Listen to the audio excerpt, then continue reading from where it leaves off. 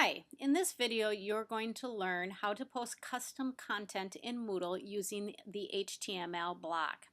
If you take a look at Mr. Wilson's page, and he is a teacher over at Alice Smith, he does a great job with the HTML block and it really brings his page alive.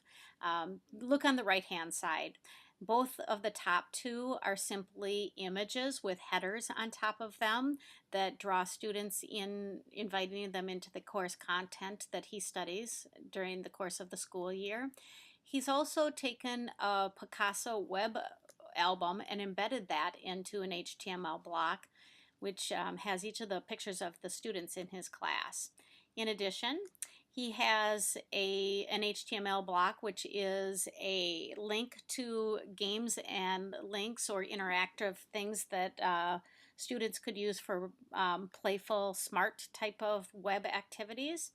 And then on the left hand side, he has a link to the Infinite Campus portal, as well as a block with information, contact information about himself. So to post an HTML block, what you would do, I'm first going to click on return to my normal role, is that you would turn editing on. And then at the lower right hand part of the page, there is a blocks pull down menu. And this is where you find all the pre-made blocks from Moodle. But the custom one is called the HTML block. And if you select that, it will add it to the lower left hand part of your page. And it's really nothing at all until you click on the configuration button.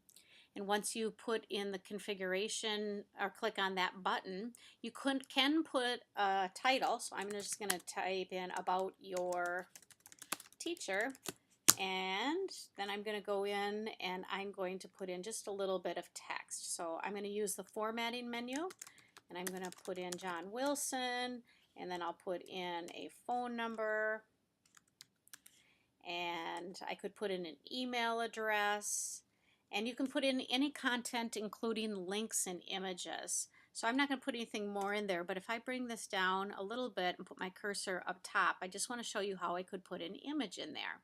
If I click on insert image, then in order for me to post an image on this page, I'm going to need to upload the image first because it has to be in the file directory, and I don't think I have a picture in here of Mr. Wilson.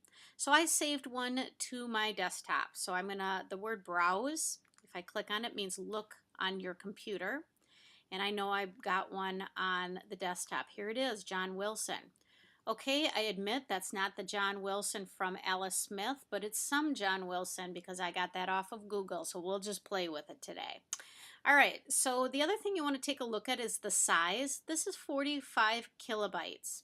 There's 1,000 kilobytes in 1 megabyte, and you want to make sure that your image is less than 1 megabyte. So anything in the kilobyte range is great. The smaller the better, because that, if you have an image that's too big, it will cause your page to load very slowly. If you do have an image and it's big, if you look at the dimensions of this one, this is in pixels, and this is 351 by 437, which is about 3 inches by 4 inches. There's about 100 pixels in an inch. If it's a gigantic image, you're going to want to use the program Preview or iPhoto or some other program on your computer to reduce the size of your photo before you upload it. So I'm going to click Open. This one's pretty small. Then I need to upload it. Upload means send to my Moodle file directory. It's got to be on the Moodle file directory to display on your page.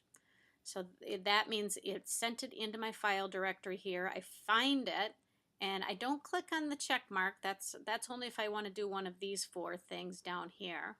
But I just click on the name of the image file. You have to also put in some alternate text, so I'm going to type in John Wilson. That's for reading browsers, for somebody who might be on this page who is visually impaired. And then I click OK. Now, it's too big. So it's not gigantic, but it is too big. So I click on the image, go to the lower right-hand corner, I grab that little handle right there, and I click and I drag it in, and I can make it smaller. There we go. That looks perfect. Now I click on Save Changes, and my custom block that I made is right here. And now the cool thing is you can move these around. So if I wanted to bring it up, I could drag it and drop it just by putting your hand on the empty space in the title and then dragging it to the right or the left. So that is my custom block, and that's kind of how John made all of these, with the exception of his embedded content. That's a whole nother lesson. Very sweet. So hope you are able to post something to bring your page to life.